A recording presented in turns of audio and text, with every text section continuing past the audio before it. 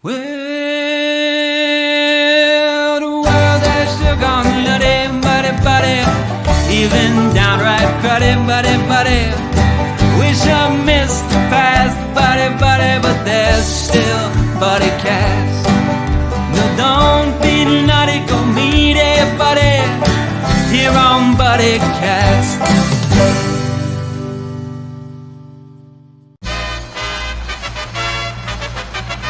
Ladies and gentlemen, please welcome the founder and host of Buddycast, Nick Sorensen.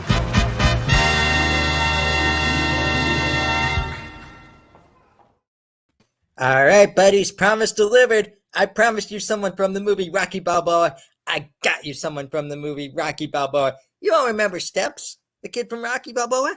Well, I got him right here, my buddy James Francis Kelly III. How you doing, buddy? I'm doing well. How are you, buddy? I'm doing fantastic. I'm excited.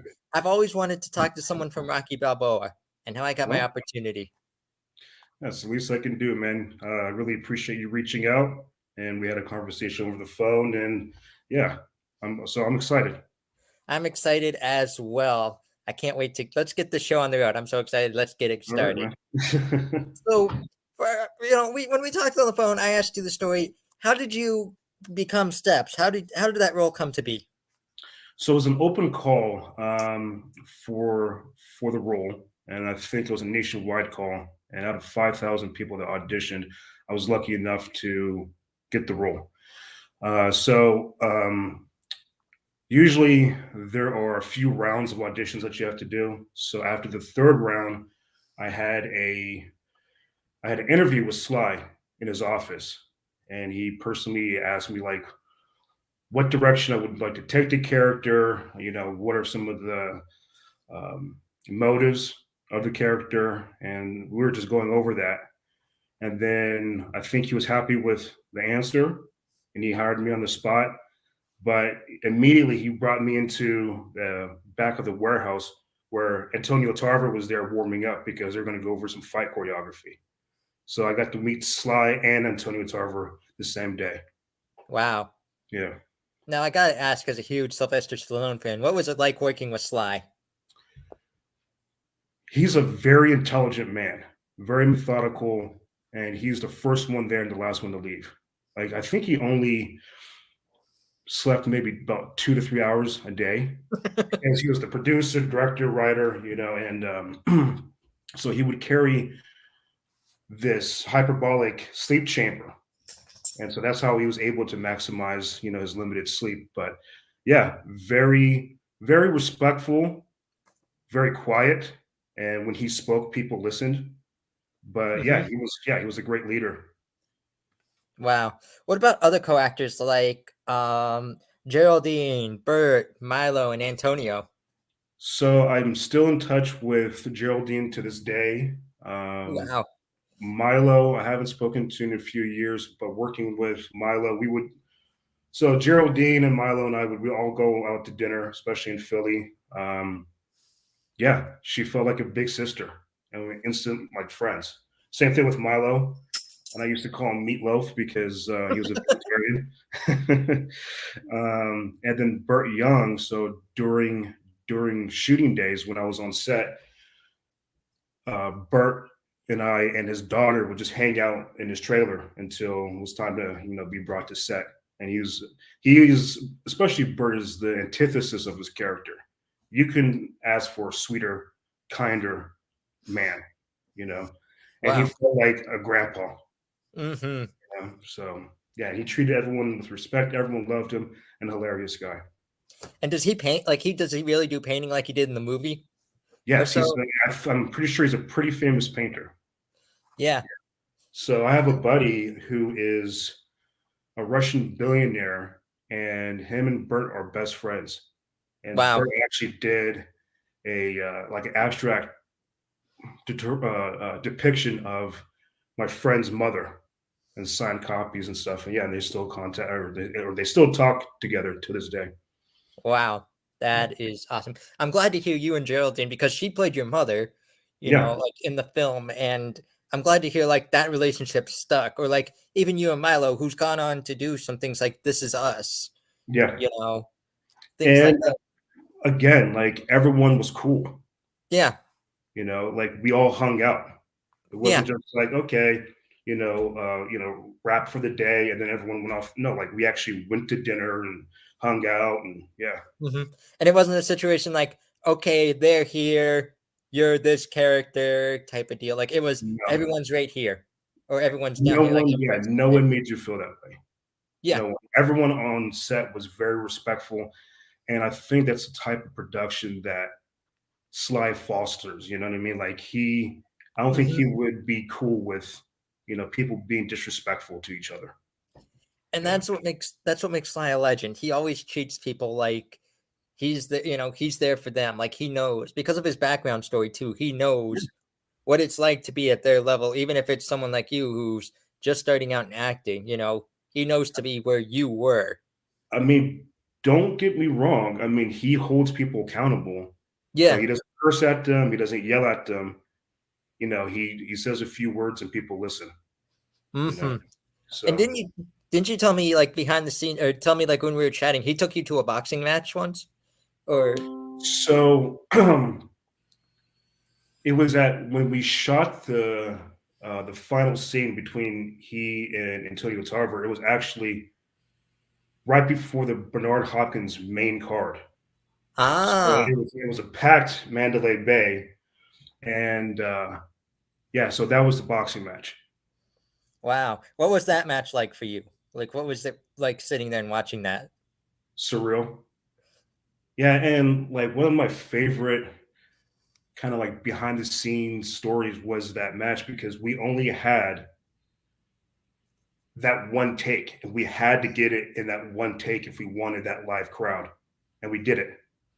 So yeah, it was right before, I forgot who the second to main card was, but then it was the Bernard Hopkins fight. And so we only had maybe about 5 minutes in between those cards to shoot the entrance of Rocky and Antonio Tarver coming in, and we got it done. I mean, we had to. Yeah, Yeah. so that's pretty cool. One shot done, no matter what, even if it's edited, even if someone trips, they'll make it into something. Yep, and it worked out. Yeah, I Mm, mean, we didn't have an option for it to not work. Let's yeah. put it that way. So everyone was, was on their A game.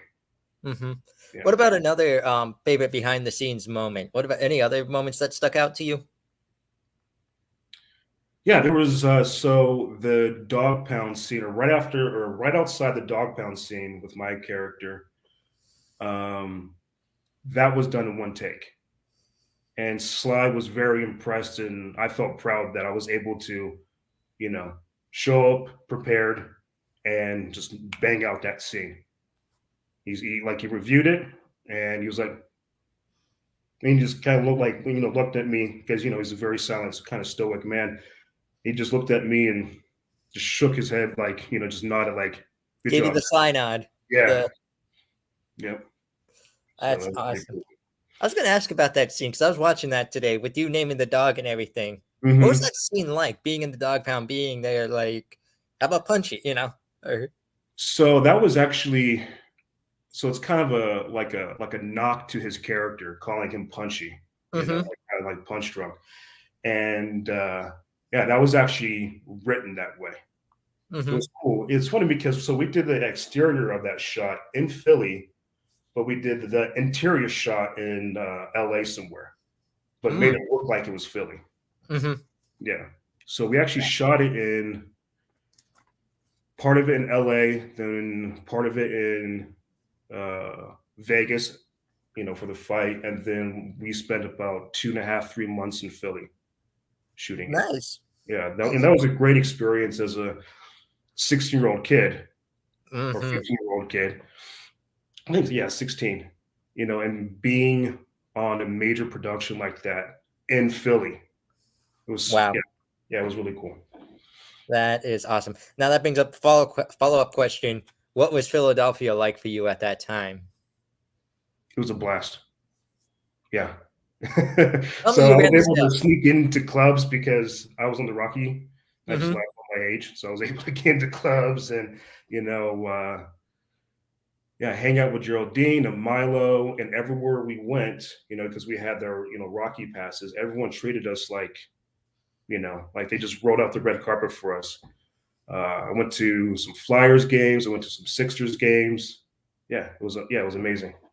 That is awesome. Did you run the steps? I did not, unfortunately. Steps I never know. run the steps. No, I It's know. literally in your name, man. I should have lied, but no, I didn't. Oh, well, at least you got. Tell me you at least got a cheesesteak. Tell me you at Oh, least of got course. that. Of course. Yeah. Mm-hmm. And how did LA treat you? How was it with the scenes in LA? Or even the scenes in Vegas? Vegas was amazing. It was super chaotic. Um, got to meet Mike Tyson. Wow. That was pretty cool. Very nice. Yeah, very nice guy. And it was funny because Tyson and Antonio Tarver actually had real life beef back then. I don't know if it's still, but back then. So the scene that you see Antonio Tarver and Mike Tyson kind of like going after each other, that was real. Wow. Like, yeah, they had some feelings, about that, but I'm sure that's probably smoothed over now. Actually, I ran into Antonio Tarver like 2 years later in Vegas, just playing craps. I ran into him. He was like, "Hey, what's up, bud?" Yeah, so I got to see him again like 2 years later in Vegas, and everyone was like, "Yeah, we know each other. We're in a movie together." So yeah, that was pretty cool too. That is awesome. Now, you mind if I ask you, what was your favorite line from the movie? Whether it was from your character or just from the movie in general? I think it's the iconic one from that movie when he's talking to Milo about it's not, how hard you get hit is how you get back up. It It's ain't true. about how hard you hit. It's about how Yeah. hard you can get hit and keep moving forward. How much you can take and keep moving forward. That's how Yeah. winning is done. It's true. Yeah. I mean, it's an axiom, Mhm. and yeah, I mean, I've definitely had to use that in times of difficulty in my own life. Mhm. You just You can't and me quit. both. Yep. Yeah, you You and just me both. I told you. I told yep. you yesterday those movies changed my life. I didn't tell you this, but a few people on the show know this. When my grandfather was going through one of the hardest moments of his life, he lived on a lung and a half for over 10 years because of lung cancer. And 1 year, like the final year of his life, the good lung collapsed.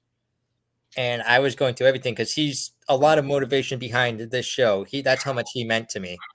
He is, me and him were, but he called me buddy all the time. Like anytime I called him on the phone, "Hey buddy, how's it going? Hey, my bud's here. Guys, come meet my buddy." So those movies, like that line in particular, kept me going. Just it's not about how hard you hit. It's about how hard you can get hit and keep moving forward. Because that was him. Yeah. Life could knock him down. He was the one who would get back up, brush himself off, and go, "I didn't hear no bell." You know. Yeah. So, like Sorry to hear that about your grandpa. Mm-hmm. But Yeah, like I because said, having one good lung is not easy. no, You know. no, and I've seen him. I'm more relieved that the battle is over now, rather than would I'm one of those people. I'm more relieved that the battle is over and he's in peace now, rather than I'd rather have him here for 1,000 more years just to see him suffer more. Yeah. It's about quality of life. It's not about especially how much time you have. It's about the time that is well spent with the people that you love and healthy enough to actually enjoy Exactly. it and not in pain. Yeah. I'm sorry to Exactly. hear that, man. But I'm glad that your grandfather found peace. Mm-hmm. I'm sure he's proud of you. Mm-hmm. Yeah. And like I said, if it wasn't for him, Buddycast wouldn't be here. Yeah. Because he was the type of guy. I exemplify things. You were happy that I reached out to you. He was that guy. Like he was the guy who wasn't afraid to go up to someone, no matter how big or how small they were. No matter if they were in a major movie and just in town for the day, or if they were a simple street vendor. He would go up to them. He would introduce himself. He would talk to them. He would get to know them. Every single one of them. I think Rick Springfield came to town one year when my mom was like a teenager. I don't know if it was Rick Springfield, it could have been someone else, but my mom got sick the day she had like tickets to see him, but she got sick my grandfather camped out in the area, like camped out in like the back entrance, Yeah. and just waited, and went up to, or no, he found out the hotel that he was staying at, waited in the lobby until he came back and just said, I hope you don't mind. My daughter was really excited to see you, but just got sick last minute. Would you please just give her an autograph? And that was my mom's Christmas present that year. Like, that was the determined man he was. So I pick up my determination from him. Like, I pick up the determination of, worst they can do is say no, you know? Yeah, that's true. And it just comes down to respect. You Mm-hmm. treat everyone with respect. It doesn't matter, like you said, what their level is in life, because you don't Mm-hmm. know what people have gone through. You don't know Exactly. what trauma or adversity, and sometimes you also don't want to assume, No. because you never know who people are, who they know, what they've done, things like this. So, you always assume that you're in the presence of your intellectual superior. Mm-hmm. You know, He exemplified the truth of treating the janitor with the same amount of respect you treat the CEO, because you yeah, never know when one day that janitor is going to rise to that power and yeah, remember the way that you treated them. You know, he exactly. treated he treated everyone like the CEO, no matter who you were. He treated you like a buddy. That was his goal in life, to show you that you treat everyone like a buddy, no matter what. Even if they disrespect you, even if they're mean to Yep, you treat them like a buddy, because the tables can turn one day. yep. I couldn't agree more. I couldn't Hmm. agree more. Hmm. So another question I had for you was about your character steps. Yep. What are your thoughts on the character? Like, what would you say about him? So I think that Steps and I shared similar experiences growing up, because I too was raised by a single mother, and it was just me and her, or her and Hmm. I. So, having that kind of void in your life, um, can cause unexplained anger, Hmm. trust issues and stuff like that. And I think that's what Step was kind of going through. And, it's like, who's this guy? Who's this stranger? Why should I trust him? What does he know? And yeah, I think that's what Steps was kind of battling during that, until he comes around and realizes that Rock is a good guy. And this is someone that he should, listen to and kind of look up to and respect. Hmm. So you were really able to put 100% of yourself into that character. It wasn't just the minute they yelled cut, that's it. Like the minute Yeah, they yelled cut, it's like a two-faced situation, or like a situation of like, you know, playing like this dramatic role to, hey, that was fun. Let's go on to the next scene. right. I think the difference is was back then I was still very respectful to people. And I Hmm. think that you see a little bit of, that teenage angst coming out in Step's character, which is, I think we all kind of go through it at one point or another. But yeah, I think ultimately he's a good kid. Awesome. Yeah. Awesome. So now, besides being, being an actor, you also told me you enjoy doing some cooking. Yeah. Yeah. Yeah. So that's how my mother and I bonded growing up, Hmm. because she taught me how to cook. And my grandma always taught me as well, if you can read, you can cook, period. But my mom taught me the basics. And yeah, whatever I feel like, I could probably cook it. Yeah. Awesome. What are some of your favorite dishes? Well, I'm a big man, so steak, Yes. steak and potatoes, steak, Yes. you know. Hey, I had Um, a steak for breakfast this morning, so I feel you, man. yeah, I had one yesterday for breakfast. Yeah. Um, and my I like cooking with my wife. She she makes fantastic pot pies, which are my favorite food. Period. Ooh. She makes them from scratch, Mm-hmm. and she's fattened me up during the pandemic with those pot pies at first. So yeah, I just really enjoy. I don't like washing dishes so much, so we have a uh, we I cook, she cleans, and Mm-hmm. that's kind of the exchange that we have. And she enjoys it. So yeah. Yep.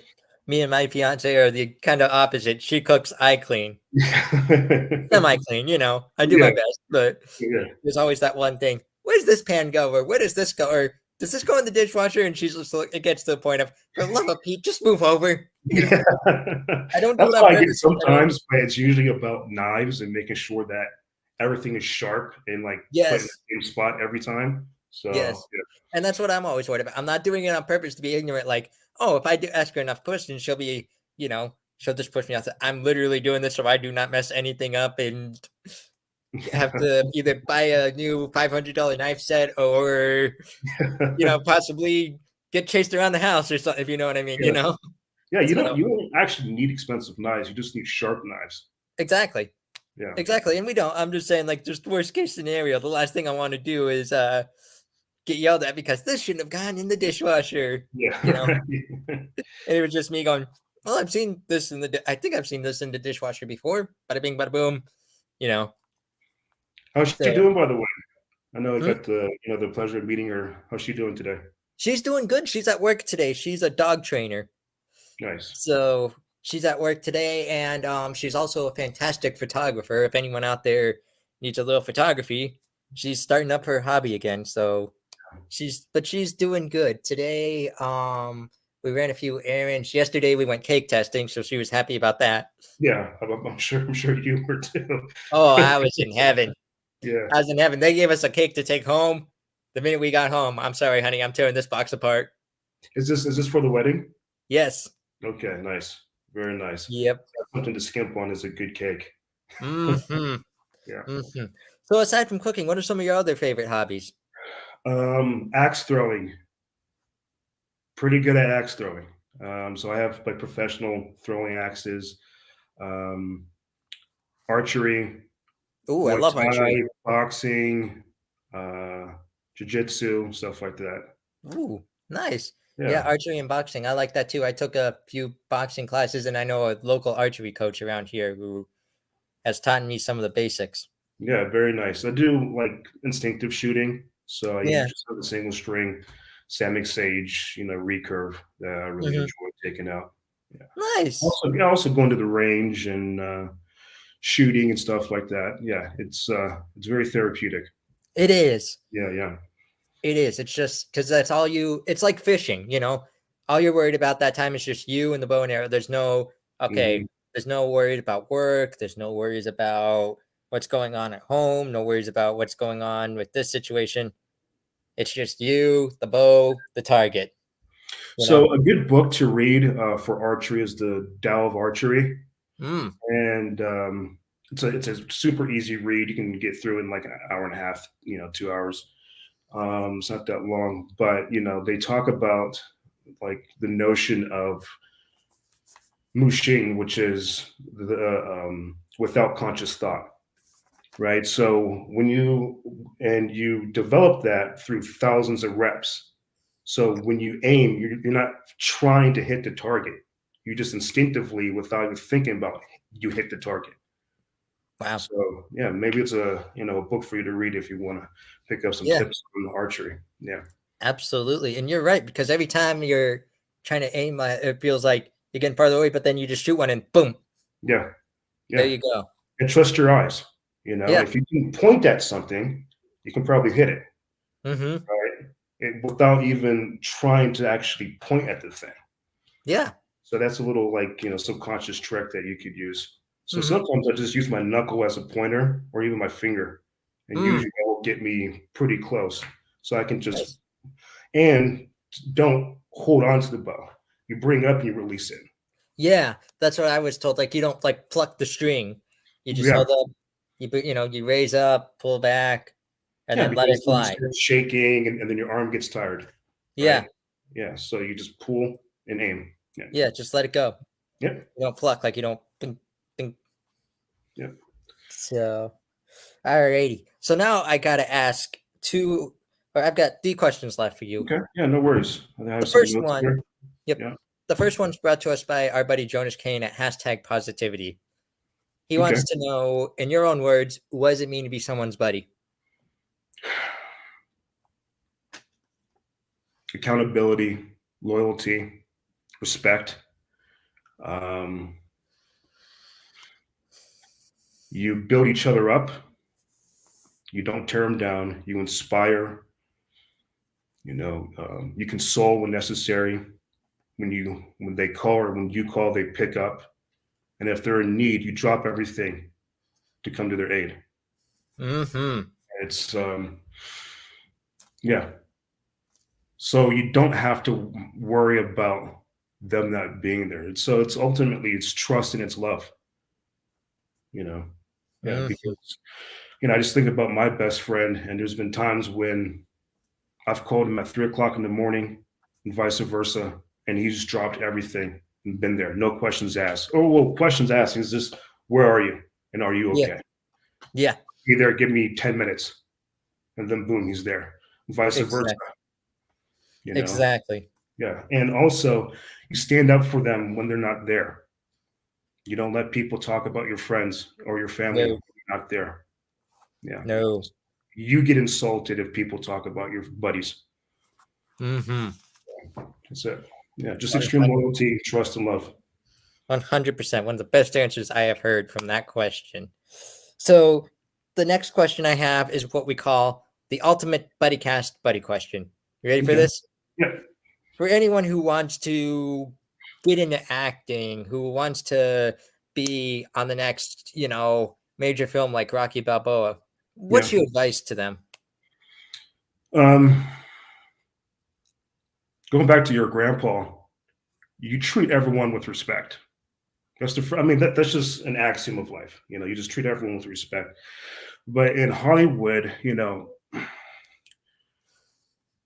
again, just as in everything else in life, your most valuable currency that you have is your reputation.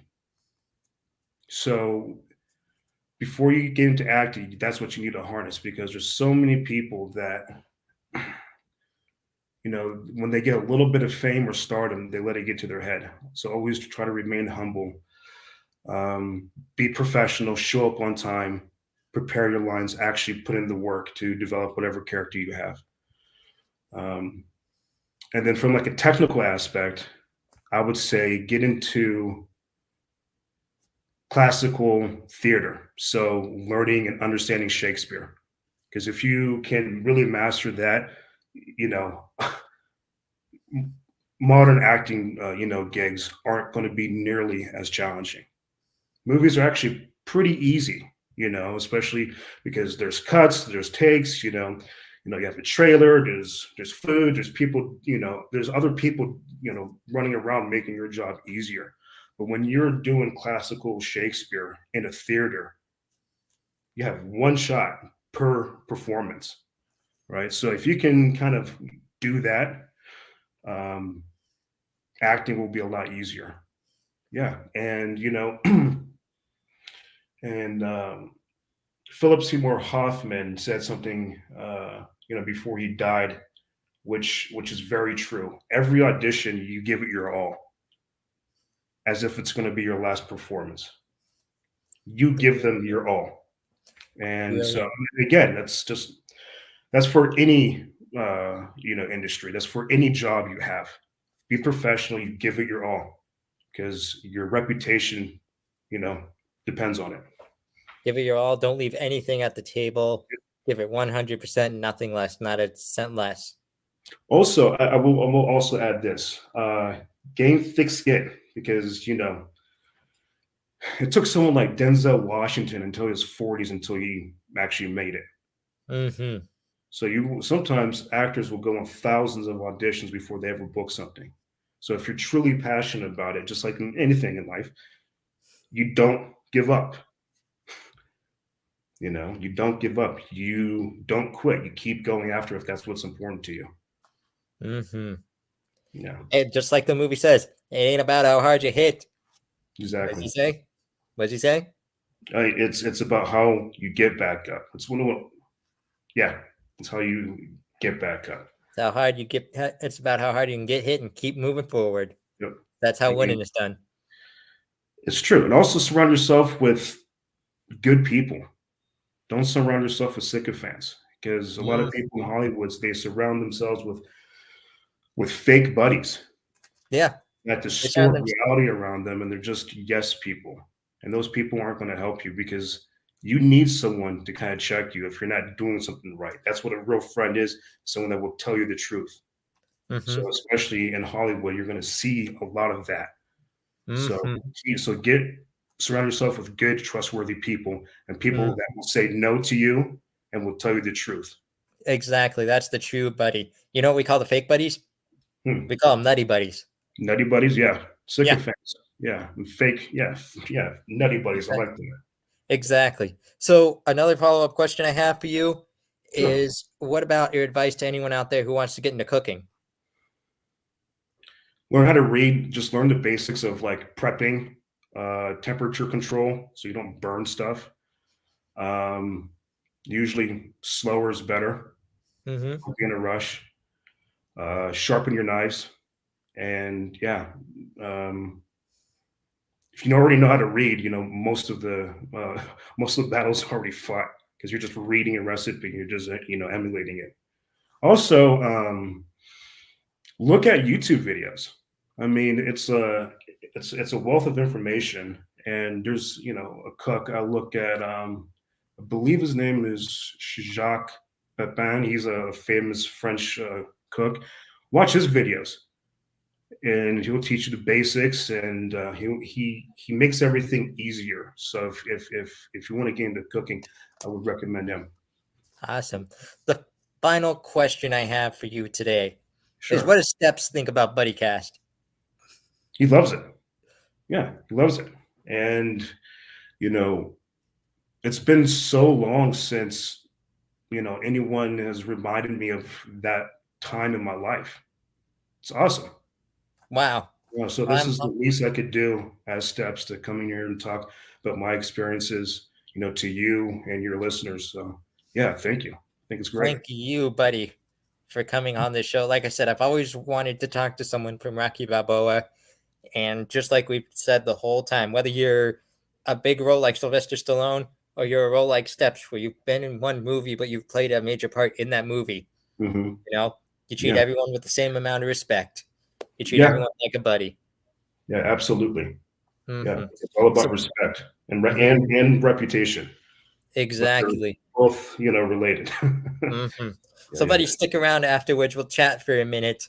But before we close this episode, I have one favor to ask you. absolutely. Whatever you do today, tomorrow, next week, next month, heck, even next year, please go be someone's buddy. Absolutely. I try to make as many buddies as possible. Right? Love it. Yeah, we're on Love this it. planet. We're on this floating rock. You might as well be nice and have as many friends as you can possibly get. Hmm. Exactly. Just like the Beatles say, we get by with a little help from our friends. Absolutely. Absolutely. Alrighty. Well, thank you, buddy, a million for this interview. It was fantastic. It's an honor and a privilege. Yeah, thank you for Mhm. reaching out. Truly. Yes. For all my buddies out there, this is my buddy, James Francis Kelly III. A true man to the Rocky, a true Rocky. That's what I say. Absolutely. I'm your host, Nick Sorensen. Thank you for joining us on another spectacular episode of Buddycast. Go be someone's buddy. And hey, before we close out this episode, please, if you're watching the rerun, please go vote for Buddycast on the Erie Reader website. We're up for Best Podcast in Erie, Pennsylvania. I'll post the link in the comments after this episode, but please be a buddy, vote for Buddycast. You agree, James? Yeah, absolutely. Go ahead. And Solid. congratulations. Thank you. We'll catch you all next time here on everybody's favorite show, Buddycast. Well, the days are going fast, buddy, we've got to make them last, buddy, before they've all gone past, buddy, tune in to Buddycast. Don't feel none, it go make it, buddy, here on Buddycast.